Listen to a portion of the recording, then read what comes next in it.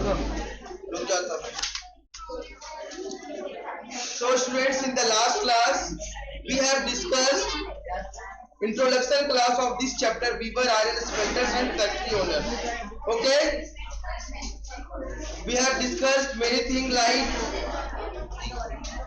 how the industrial revolution give a great impact to Indian economy and Indian people. Okay, now proceeding to this chapter, let's proceed forward and let's see what tell us history. Stand up. Trader first encountered fine cotton cloth from India and carried by Arab merchants in Mosul in present day of Iraq. ठीक है ना? तो जो European traders थे, तू भी खड़ा हो जा. How words tell us histories, okay? So word is very much related, have a deep connection towards the history, how that we are going to see in this topic. So जो the European traders, जो European trader थे, पहली बार जो उन्होंने fine cotton कहाँ देखा था? मोस्यूल में. कहाँ पे? कहाँ है sir मोस्यूल? In Mosul. In present day it is in Iraq. कहाँ पे है ये? इराक में है. बेटा Iraq is different and Iran is different. These are two different countries. Who said Iran? Iran not. It is Iraq. The capital of Iraq is Baghdad, and the capital of Iran is Tehran. So these are two different countries. Iraq के स्थान पे Iran नहीं बोलिए. This is Iraq. Okay. So first उन्होंने कहा देखा था? Mosul, Iraq में देखा था. So they begin referring to all finely woven textile as muslin. तो वो जो भी इंडिया की जो भी टेक्सटाइल थी उसको किस नाम से बुलाने लगे? मुस्लिम नाम से. ठीक है, क्योंकि उन्होंने पहली बार क्या है उसको इराक में देखा. A word that acquired a wide currency. A word, और ये जो वर्ड है बहुत ज्यादा फेमस हुआ. When the Portuguese first came to India in search of spices, they landed in Calicut. अब पोर्टुगीज के बारे में बताया जा रहा है कि जब पोर्टुगीज पहली बार इंडिया में आए थे मसाले के लिए, इन सर्च ऑफ स्पाइसेस, मसाले की सर्च में आए थे. कहाँ? कैलिकट में. Yes sir. Okay. So they landed in the Calicut on the Kerala coast in south west India. तो कहाँ पे लैंड किए? कैलिकट में. Sit down. Don't laugh again, okay? Yes sir. Spices came to be called calico. तो जब वो कैलिकट में आए थे तो फिर यहाँ से जो कॉटन ले गए थे उसको क्या नाम दिया? कैलिको. क्या नाम दिया? कैलिको. क्योंकि वो कैलिकट में आए थे, सबसे पहले लैंड किए थे कैलिकट में. तो जो भी यहाँ से अलॉन्ग विद स्पाइसेस जो भी वो यहाँ से टेक्सटाइल ले गए यूरोप में, तो उसका क्या नाम बताया उन्होंने? Calico. Become the general name for all cotton textile. फिर सभी कॉटन टेक्सटाइल का नाम पड़ गया ये कैलिको पड़ गया. So there are many other words which point to the popularity of the Indian textiles in Western market. In figure 3 you can see a page of order book that English East India Company sent to the representative in Calcutta 1730.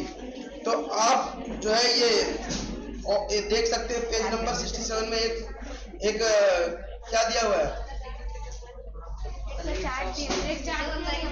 This is bill. हाँ, ये cotton का क्या है, पूरा bill बना हुआ है. तो आप देख सकते हैं कितनी ज्यादा वैरायटी ऑफ कॉटन थी. ये वैसे इतना क्लियर नहीं है, we can not read it. ये जो चार्ट बना है इतना क्लियर तो नहीं है. But in textile in western market में बहुत सारे ऐसे वर्ड है जो पॉपुलैरिटी गेन किए. ठीक है, जो पॉपुलर हुए. इन फिगर 3, अब जो फिगर 3 है आपका, जहां पे आपको क्या दिया? बिल दिया हुआ है ना. बहुत You can see a page of order book. आप एक ऑर्डर बुक का पेज देख सकते हैं ना, जिसको हम लोग बिल बोलते हैं.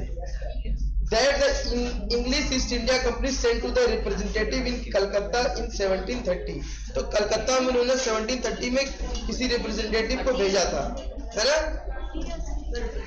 The order that year was for 5,89,000 pieces of cloth. Browsing through the order book, you would have seen a list of 98 varieties. तो आप कितनी वैरायटी देख सकते हैं? 98 varieties of the cotton silk cloth. So these were known by their common name in the European trade as pieces of wood. Usually woven cloth pieces were 20 yards long and 1 yard wide. तो ठीक है, ये जो cloth का measurement बताया है कि 20 yard का रहता था और 1 यार्ड वाइड, एक इतना चौड़ा रहता था, 20 यार्ड का लंबा रहता था एंड 1 यार्ड वाइड. ओके, ये क्लॉथ के बारे में बताया गया है. Now look at the name of different varieties of cloth in the book. अब चलिए डिफरेंट वैरायटी ऑफ क्लॉथ देखते हैं जो बुक में है. So among the pieces of order in the bulk were printed cotton clothes called chintz. तो इनमें कौन कौन सी वैरायटी थी? एक थी चिंट्स, ये भी एक वैरायटी ऑफ कॉटन थी, चिंट्स. चिंट्स, कोज़ैस, है ना, बहुत सारी वैरायटी है.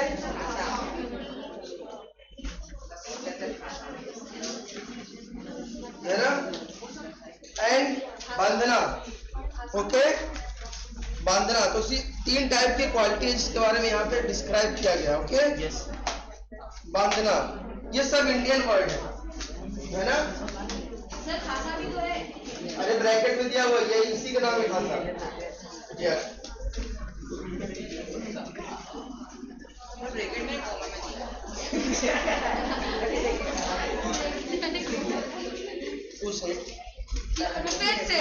so these are the 3 varieties of cotton cloths which are described in our book.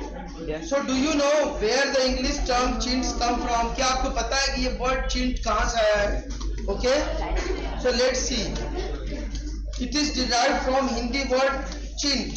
ये क्या होता है? चिंट. Chint, a cloth with small and colorful flowery design. Chint is a Hindi word जिसका मतलब होता है ऐसा क्लॉथ जिसमें जो है फूलों की जो है फूलों की डिजाइनिंग हो, है ना. लाइक उसको हिंदी में छींटदार का क्लॉथ भी बोलते हैं ना, लाइक दैट, जैसे कि उनका कपड़ा है कुछ, है ना. तो these variety are called chintz. Okay, a cloth with small and colorful flowery design. From 1680s there started a craze for printing.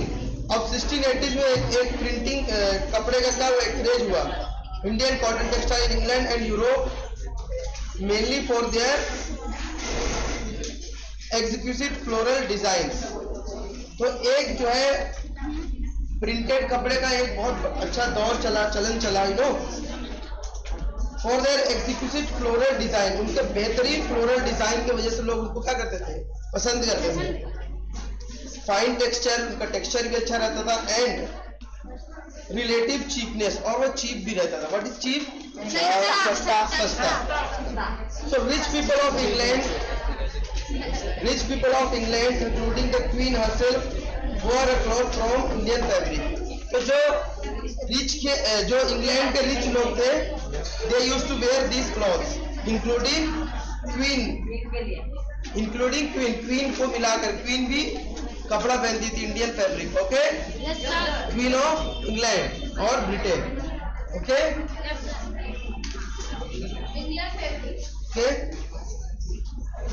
Similarly the word, अब देखते हैं, ये तो समझ में आ गया कि चींट कहाँ से है. अब देखते हैं ये बांधना कहाँ से है.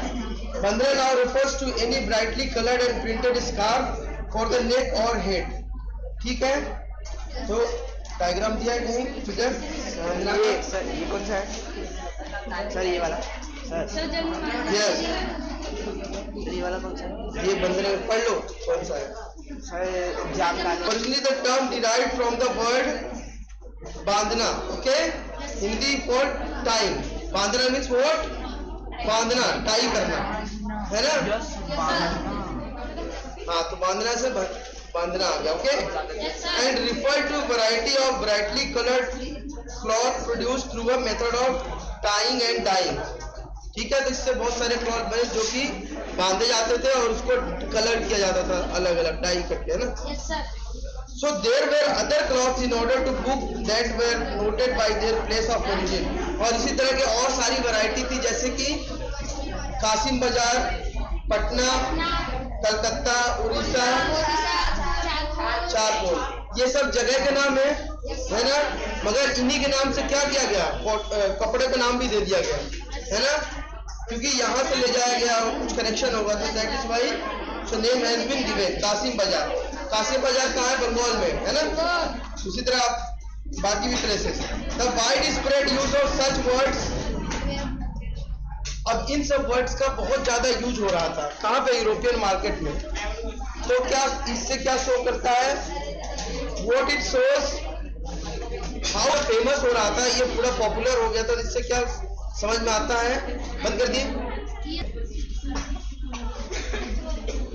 सो कासिम बाजार, Patna, Calcutta, Orissa and charcoal, so these are the name of place। और ये बहुत ज्यादा फेमस थे यूरोपियन मार्केट में। तो ये क्या रिवील होता था, इससे क्या शो होता था कि कितनी पॉपुलैरिटी थी इंडियन टेक्सटाइल की अपने यूरोपियन मार्केट में या वर्ल्ड मार्केट में, because these names are very famous. बहुत ज्यादा यूरोपियन मार्केट तो क्या थे, फेमस थे। Now let's see Indian textiles in Europe market. अब इंडियन टेक्सटाइल यूरोपियन मार्केट में क्या दबदबा था, what position it was there, let's see। by the early 18th century, शुरू के 18वीं शताब्दी में क्या हुआ, worried by the popularity of Indian textile, wool and silk, makers in England began protesting against the import of Indian cotton textile। तो 18वीं शताब्दी के शुरुआत में इस बात से चिंतित होते हुए कौन, इंग्लैंड के जो व्यापारी, कि ये इनका जो है बहुत ज्यादा पॉपुलर होता जा रहा है, तो कहीं ना कहीं हमारे मार्केट पे इफेक्ट करेगा। तो उन्होंने क्या करना चालू किया, दे बिगेन प्रोटेस्टिंग, उन्होंने विरोध करना चालू किया। Protesting, they began protesting against the import of Indian cotton textile. किसके भी विरोध में, इंपोर्ट ऑफ, है ना, इंडियन टेक्सटाइल के आयात के विरोध में उन्होंने क्या अपना विरोध जताया। Okay, understood. In 1720, the British government enacted a legislation banning the use of printing cotton textile chintz in England. Interestingly, this act was known as the Calico Act.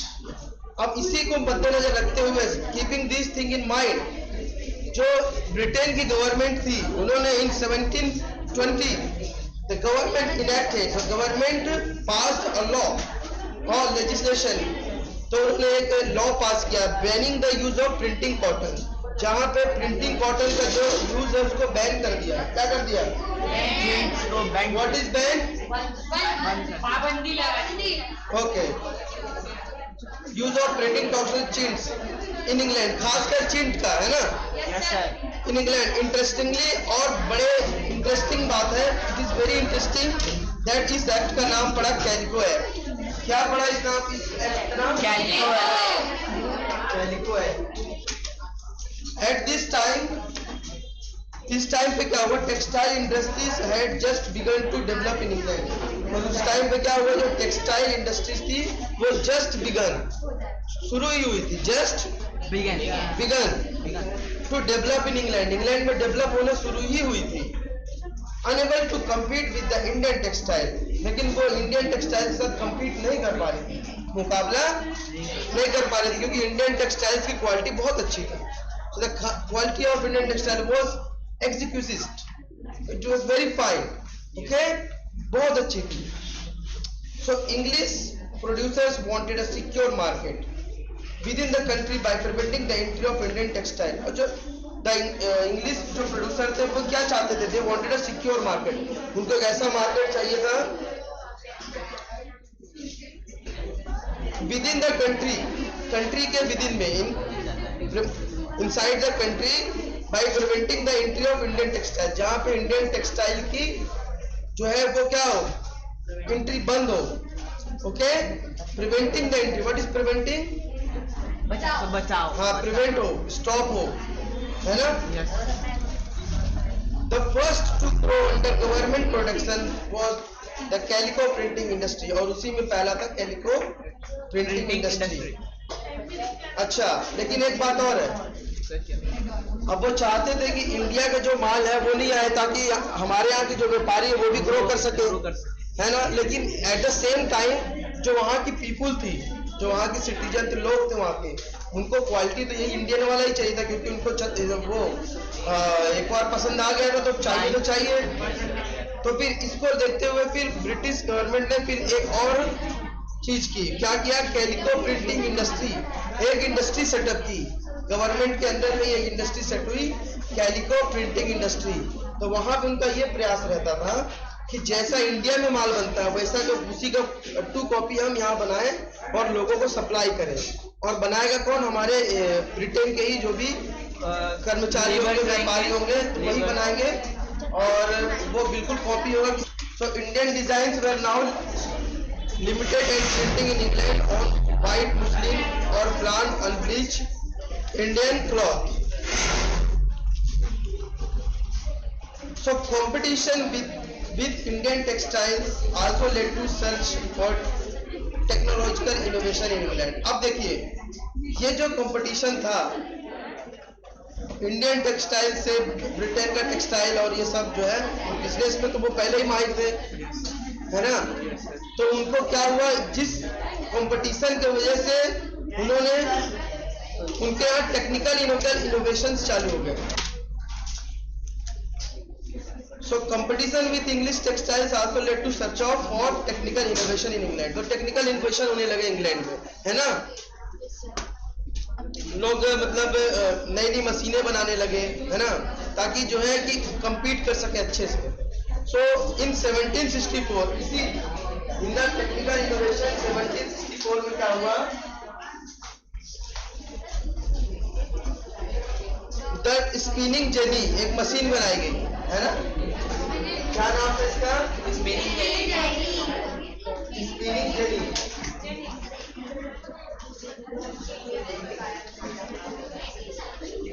तो ये जो मशीन थी, क्या होता था, जो इंडियन चरखा था, उसको एक आदमी और एक बार में मतलब एक ही बार में बना सकता, एक ही कर सकता था, मतलब उसमें जो व्हील्स थी एक ही थी, लेकिन जो स्पिनिंग जेनी में 4-5 व्हील्स थी। तो एक बार आप घुमाओगे तो 5 टाइम्स काम करेगा, है ना। कम तो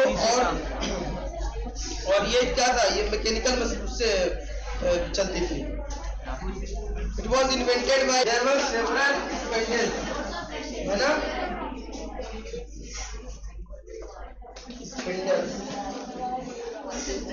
सेवरल स्पेंडल्स। और जो इंडियन चरखा था उसमें एक ही स्पिंडल था, है ना।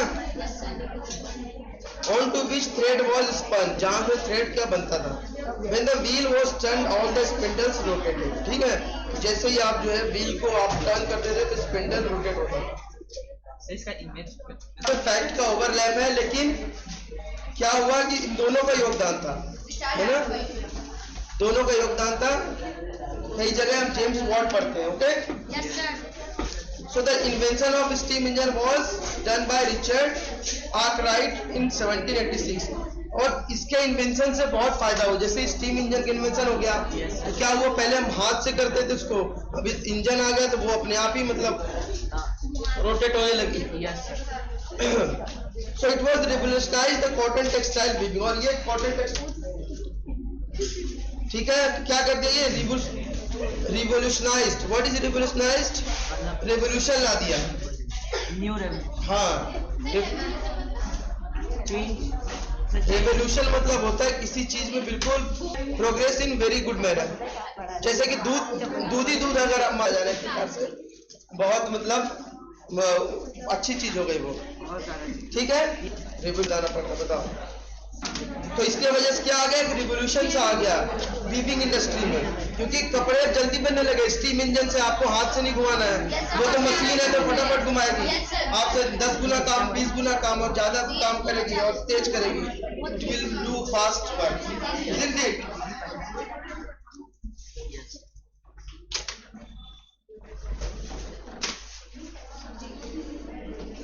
So cloth could now be woven in immense quantities and cheaply too.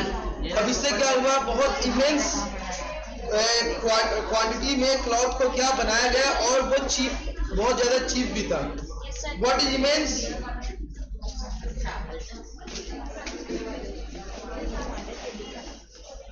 Immense का मतलब क्या होता है? ओके, वुवन इन इमेंस क्वांटिटी, बहुत ही अच्छे क्वांटिटी में, बहुत ज्यादा क्वांटिटी में बनाया गया, और चीपली टू, बहुत सस्ता भी बनाया गया। However means what? लेकिन। However means Indian textile, yes बेटा, तो Indian textiles continue to dominate world. तब भी क्या वो इंडियन जो टेक्सटाइल कंपनी थी वो डोमिनेट कर रही थी। What is dominate?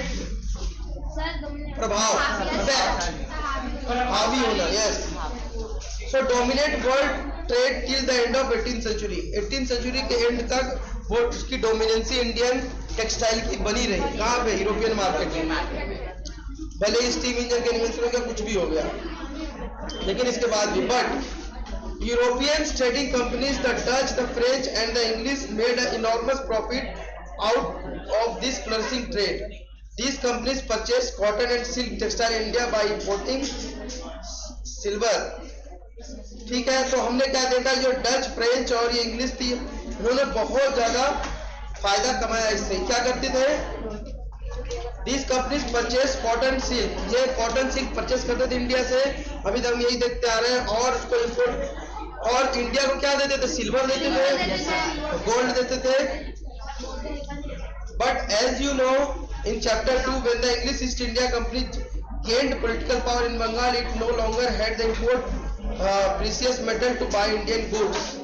तो जैसा कि आपने देखा चैप्टर 2 में, जैसे इनको पॉलिटिकल पावर गेन हुई ब्रिटिश ईस्ट इंडिया कंपनी को, जैसे इनको दीवानी राइट मिला, it no longer had import precious metal to buy Indian goods. They are no longer, वो अब वो जो precious metal जैसे गोल्ड और सिल्वर, उसको लाना बंद कर दिए वहां से। पहले क्या करते थे? गोल्ड सिल्वर लाते थे, यहाँ से कॉटन ले आते थे, यहाँ से मसाले ले आते थे, तो इससे एक बैलेंस बना रहता है ना। हमारी इकोनॉमी भी अच्छी हो रही थी, बूस्ट हो रही थी। लेकिन अब क्या करते थे, वो जो है दीवानी राइट ले लिए, तो उसी से अपना पूरा खर्चा जो है मैनेज कर रहे थे। कोई भी चीज बाहर नहीं भेज रहे थे, मतलब अपने देश में, मतलब देश से कोई चीज ला नहीं रहे थे, यहाँ से सब चीज भेज रहे थे। सो ड्रेन ऑफ वेल्थ, इसी को कहा गया ड्रेन ऑफ वेल्थ। यहाँ से पूरा वेल्थ, संपत्ति कहाँ जाती थी? ब्रिटेन में, और वहां से कुछ भी नहीं आता था। ठीक है, ड्रेन ऑफ वेल्थ। पहली बार कुछ सुनते नाम ड्रेन ऑफ वेल्थ का है? बताया था मैंने, ड्रेन ऑफ वेल्थ। बेटा ये बुक लिखी गई दादा भाई नौरोजी के द्वारा, ठीक है? दादा भाई, जहाँ पे उन्होंने बताया, दादा भाई नौरोजी, तो इन्होंने बुक लिखी थी जहाँ पे बताया कि किस तरह से जो वेल्थ है इंडिया का वो ड्रेन हो गया। ड्रेन क्या होता है? हाँ, मतलब हो गया यहाँ से सीधे Britain. When the English East India Company gained political power, जैसे देखा, जैसे ही जो ब्रिटिश इंडिया कंपनी है, पॉलिटिकल पावर जैसे ही गेन हुआ, जैसे उनको दीवानी राइट मिला, they are no longer had important precious metal to buy Indian goods. तो वो कोई भी चीज जो है precious metal क्या करते थे, वो जो है लाते नहीं थे, है ना, सिर्फ यहाँ से ले जाते थे। They collected revenues from the peasant जमींदार in India and used its revenue to buy Indian textile. तो जो भी वो रेवेन्यू कलेक्ट करते थे जमींदार से और पीजेंट से, उसका कई they used to buy Indian textile, तो उससे क्या करते थे? They used to buy Indian textile. Now let's see who were the weavers. अब देखते हैं ये weavers कौन थे। Okay, who were the weavers? Weavers means what? बुनने वाले। हाँ, बुनने वाले, जुलाकार बोलते हैं हिंदी में, जुलाहे, बुनकर। So weavers are often belong to the communities that specialized in weaving. तो ये ऐसी कम्युनिटी होती थी जो कि बुनने में बिल्कुल स्पेशलाइज्ड थे, अलग ही थे, है ना। They were expert at weaving. They were passed from one generation to next. तो उनकी जो स्किल थी वो एक जनरेशन टू अनदर जनरेशन पे पास होती थी। So the Tati weavers of Bengal, the Julas or Momi weavers of North India, Sale and Kegolar and Devangs of South Indians are some of the communities famous for weaving. So these were some of the famous communities which are very much famous for weaving. Okay? Yes, sir. Okay, so time is over. Yes.